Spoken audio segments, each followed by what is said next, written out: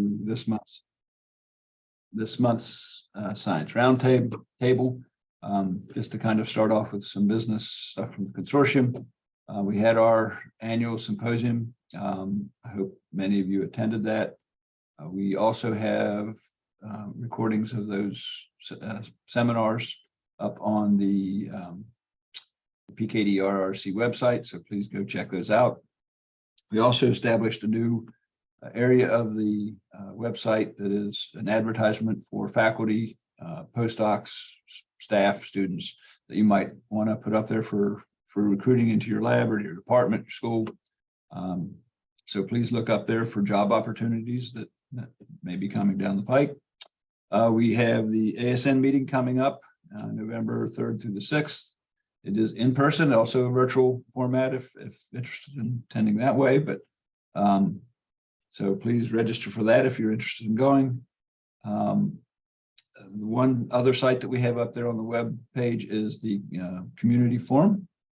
This is a place for the community to discuss problems, ask questions, troubleshoot whatever's going on in your research labs.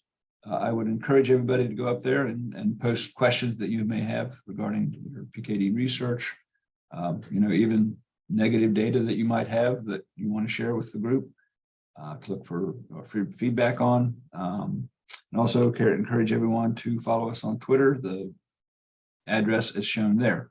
And so with that, I'm going to introduce today's speaker, Dr. John Parent.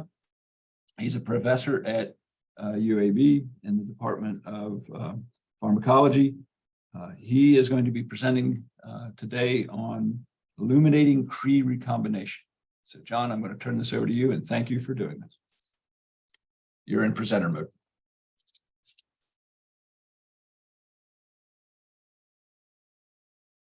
Looks good. But you're muted.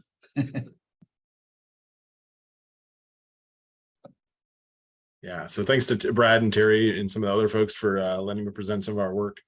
And if those who haven't got the idea from the cutesy title, this is largely we're trying to generate an in vivo light-inducible Cree model. And this is some of our progress towards that. I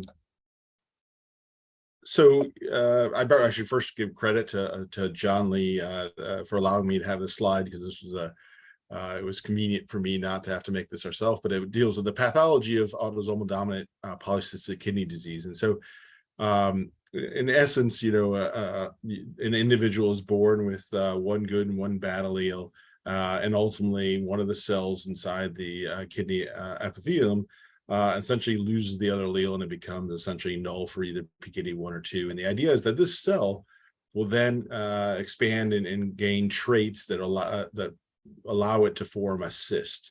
And then these cysts eventually take over the kidney, and it ends up having end-stage renal failure in the end.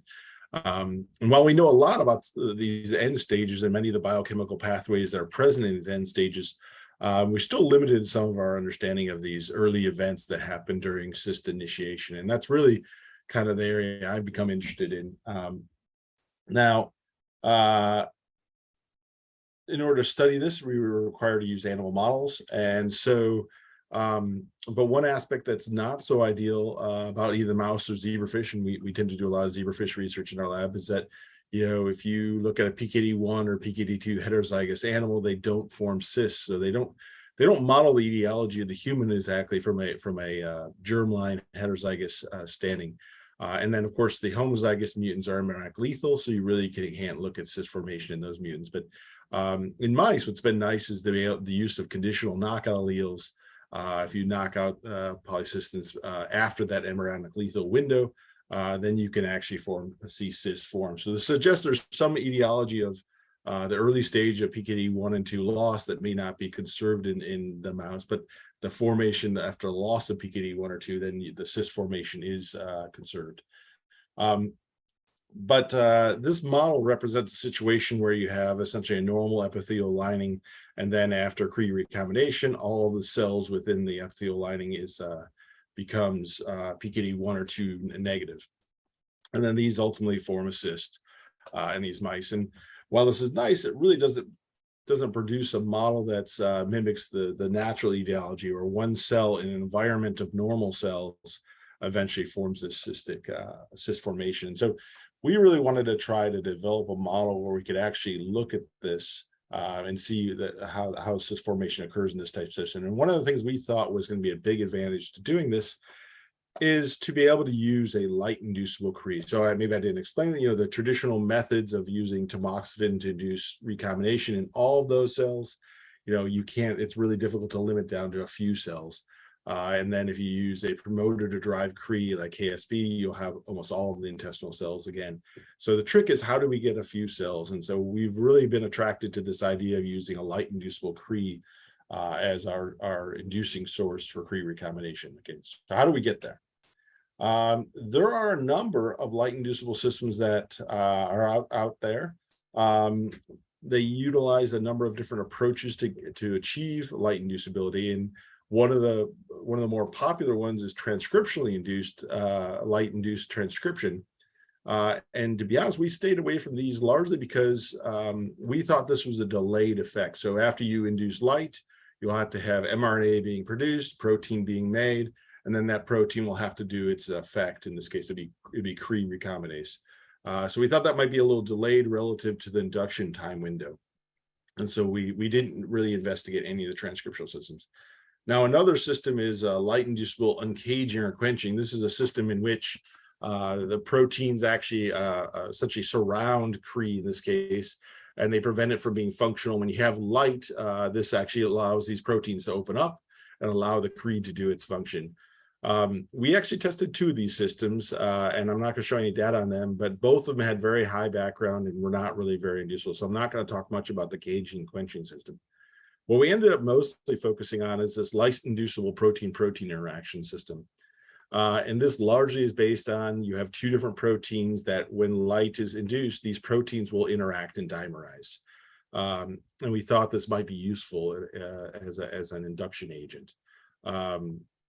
So this is an example of one of these protein-protein light inducible systems. This is from Arabidopsis. It's cytochrome 2 and the CYP1 proteins. And this is work done by Chandra Tucker. And she was able to show, if you localize CYP-N fused to GFP to the membrane, you can see how it looks right here. And then you also express this Cry2 M-cherry. You can see M-cherries throughout the cytosol. But after light induction, you can see that this gets localized to the membrane of this cell. And this is a good example of the light inducible localization and interaction of these two proteins. So what we wanted to do is take advantage of a system that has been worked out a long time ago, and this is the paper in 2003, using the rapamycin inducible system. And this is a system in such that when you add rapamycin, these two domains, FKBP and FRB, interact with each other. And what these individuals utilized was a split Cree system where you had an N-terminal Cree and a C-terminal Cree.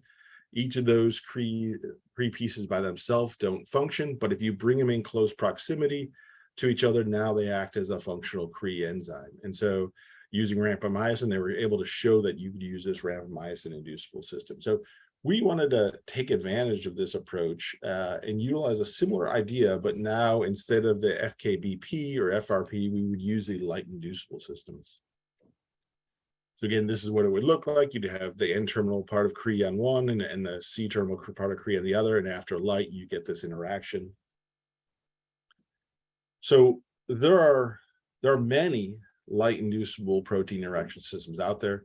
We handpicked 5, and one of them, there's 2 variants, a full-length form and an N-terminal form that we decided we wanted to test. And when we designed this, we wanted to use the same format with all of these different systems so that we could test them side by side. And so essentially what we're doing is using constructing a 3X flag that's fused to one of them, we'll call protein 1.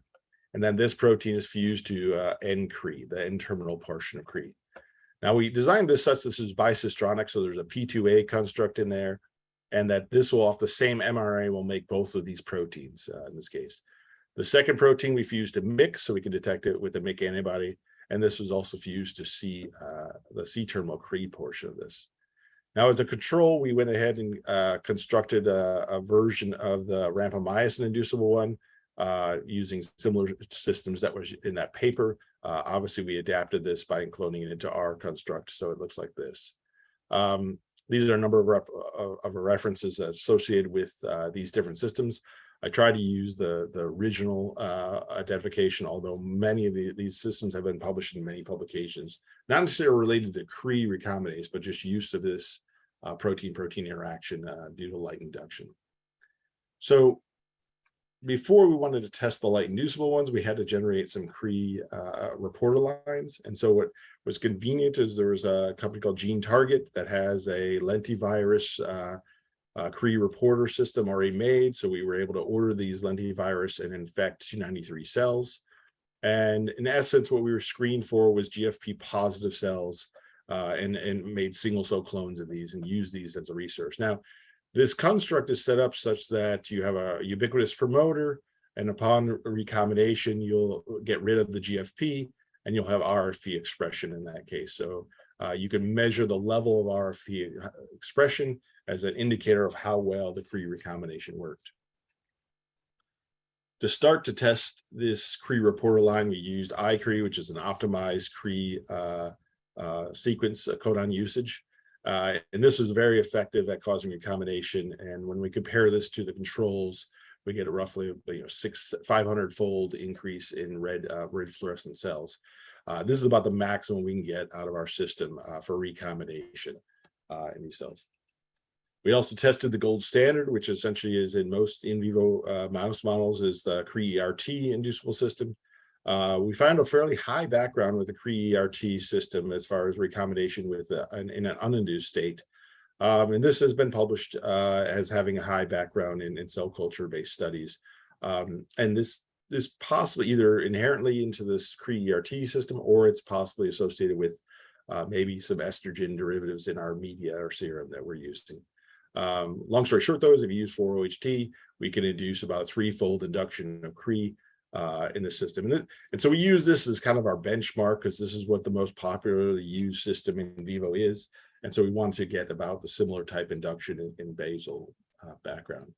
Now, we also tested our rapamycin system, and we were able to show that this rapamycin has very low background and fairly high induction rates. We were able to get 11-fold induction with this.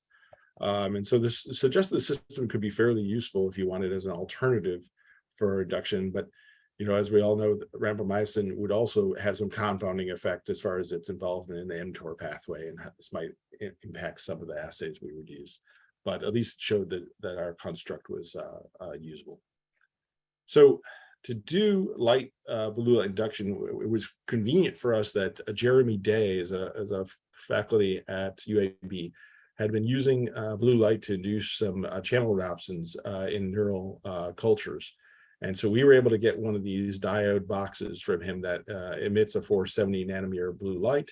And we could put this on top of our cell culture dishes and be able to do excitation using blue light induction.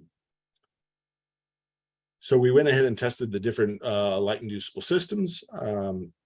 And again, as a Cre-ERT had a 3-fold induction, and the FKB, the rapamycin system, had 11-fold induction. We saw a number of our systems were able to be equivalent as far as induction potential as the Cre-ERT, with the strongest being the SIB-N version that had 27-fold induction over over no light induction. So we had a number of systems that looked promising, but this is a little misleading in the way it's presented. What we really wanted to look at is how high was the basal compared to how high was the induction. What you can see is in the SIB-N, while it has a 27-fold induction, the overall level of recombination was fairly low. It's just that this is extremely tight and has very low basal activity in it.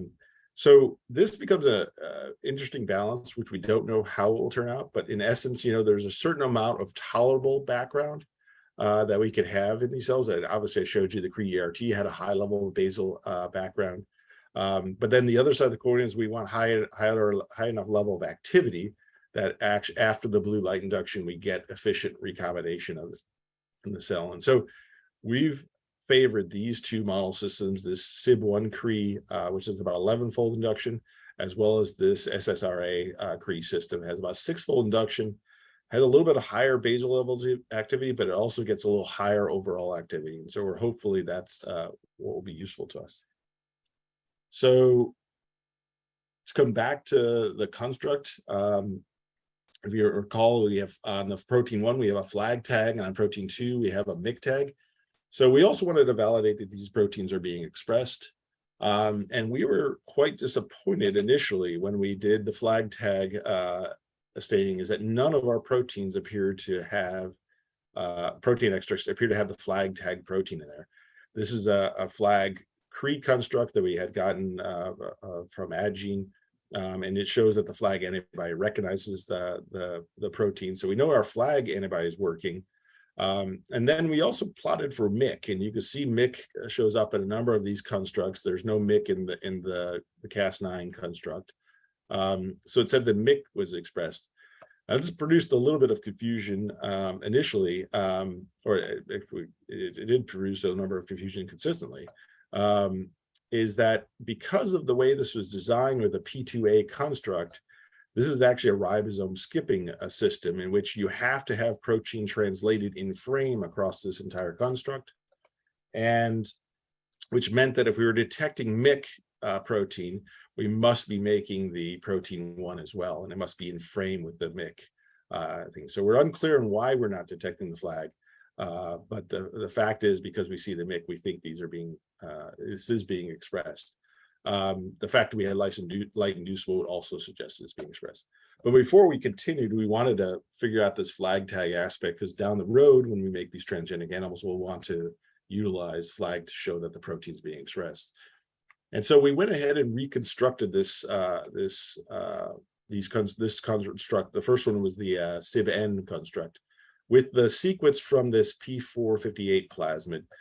Essentially, the amino acids are identical, but the nucleotide sequence is a little bit different. And so we went ahead and constructed almost the same construct, but with this sequence for flags. And what you can see here is now we can see the flag tag antibody, flag tag protein, as well as the MIC tag. So we're in the process right now of converting all of our constructs into the flag tag, the new improved flag tag, I guess I would say, for this construct. Now, we also tested if this construct with the new flag tag had any difference in activity, and it was essentially identical to the previous construct. So again, that also supported that we must have been getting this protein being made, or for some reason this flag was either tucked, buried somehow, that we couldn't detect it with the antibody. In any case, we feel that we have two systems that are fairly useful. So the next step is well, we have a number of steps. So we also want to reevaluate the Western blotting, also evaluate if they're nucleolocalized in cell culture. But ultimately, what we want to go to is we want to be able to generate mouse and zebrafish light inducible lines. And so what we decided to go through with these two constructs, as I mentioned, these two systems of light inducibility, we debated if we wanted to use kidney-specific promoters or a CAG promoter, which is more of a strong ubiquitous promoter. And we decided to go with the CAG from the versatility aspect, that this could be used in beyond just kidney research. It can be used in a number of other applications as well. And so what we decided to use the CAG as a ubiquitous promoter to drive this construct. And we're presently going to target it to the ROSA26 locus, because that's where a number of other Cree drivers have been localized, and this would fit well into that. And the zebrafish, we're going to use a ubiquitous promoter to drive this construct called a ubiquitin promoter, as well as use TOL2 transgenesis to get single insertion lines and be able to evaluate that expression pattern.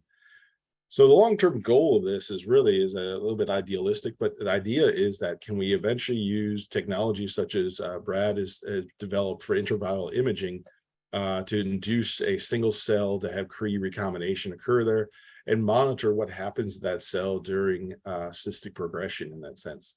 Obviously, you could expand this to be inducing conditional knockouts, induce conditional restore constructs, induce overexpression constructs, as well as expression biosensors in the cell that you're inducing. So you can concatenarize this into multiple ways of getting Cree reporters into the system.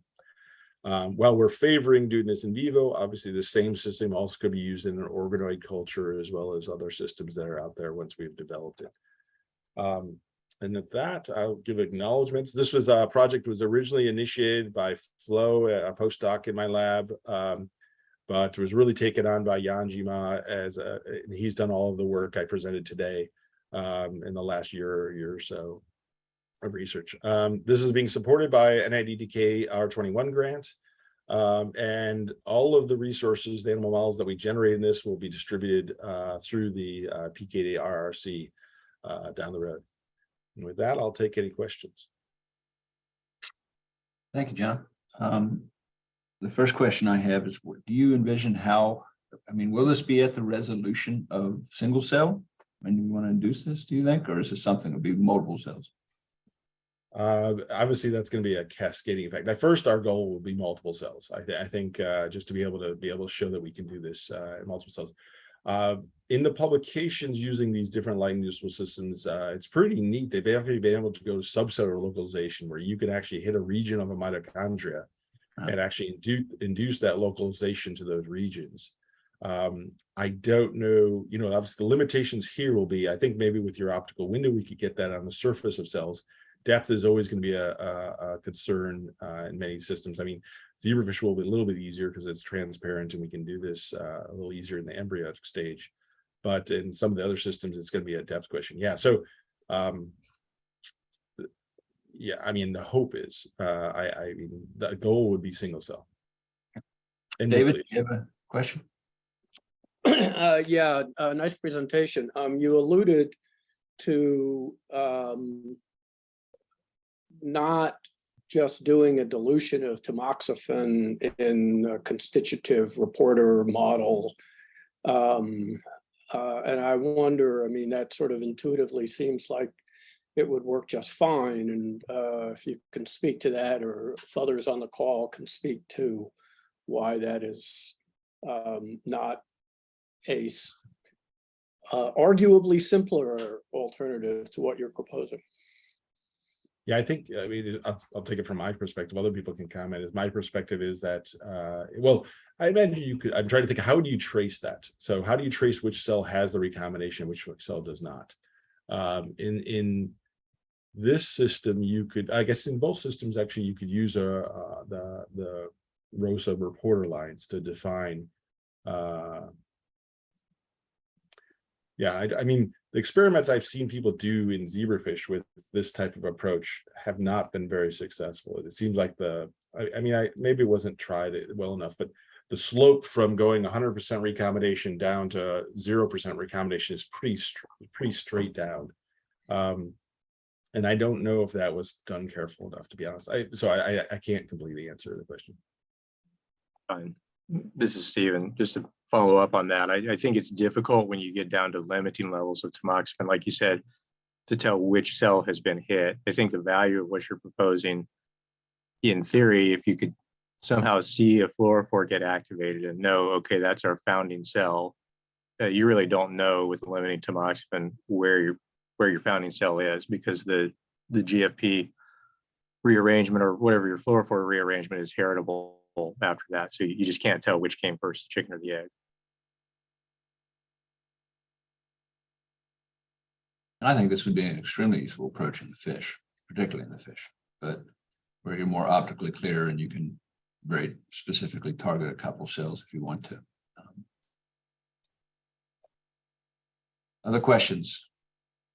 Hey, John, Paul Welling, lovely talk, really exciting stuff. I just wonder if you could speak a little bit to the timing of this. How long-lived is the interaction, and does it really matter?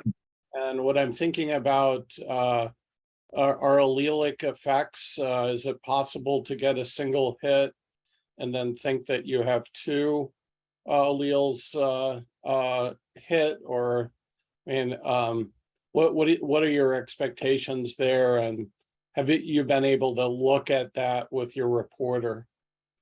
Yeah, so this is so this is the ideal situation. What we'd like to make next is a stable line that has a few of these and ask. So right now, the way we're doing the experiment is we expose the cells to 24 hours of it's a pulse light every 3 seconds And it's roughly about 40 milliwatts per centimeter squared. So the question is, what's the minimum we can do, right? And so can we do a 2-hour pulse? Is that enough? And how low can we? Now, I will say these diodes don't have a lot of energy, the ones we're using right now, whereas if we were to use a confocal, I think we could get a higher energy induction. Down the road, so the funny part was that the Giganta system, which I guess I can, I actually expected it to work the best because has a reputation of, once it interacts, it stays interacted. This is the Giganta system. So I kind of expected that. That's one of the reasons why we selected it, is that I was a little bit concerned about the dynamics of how well the Cree fragments are going to stay together when you take away the light. And so, but unfortunately, the Giganta system, you can see, was really kind of not very good in our constructs. Now, I'm not going to say that the system doesn't work well. Maybe it's the fusion of Cree in our construct that doesn't work as well as some other ones. But yeah, so the question, I mean, what we'd ideally want in this particular system is light induces the dimerization and they stay dimerized pretty well, because we'd like that Cree to be able to do its event as fast as possible and as long as possible. The other light inducible systems, really we're focusing on rapid induction and also rapid dissociation as soon as after light is no longer added. And so we toyed with this, but yeah, so that answers that. The second part of your question, I guess, was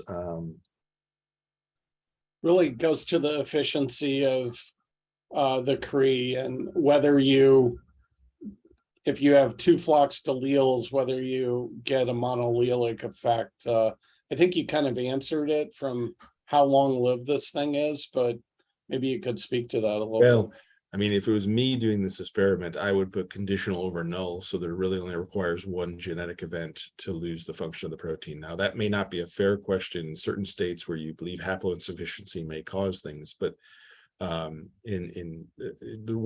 one conditional allele would limit that down to just one recombination event.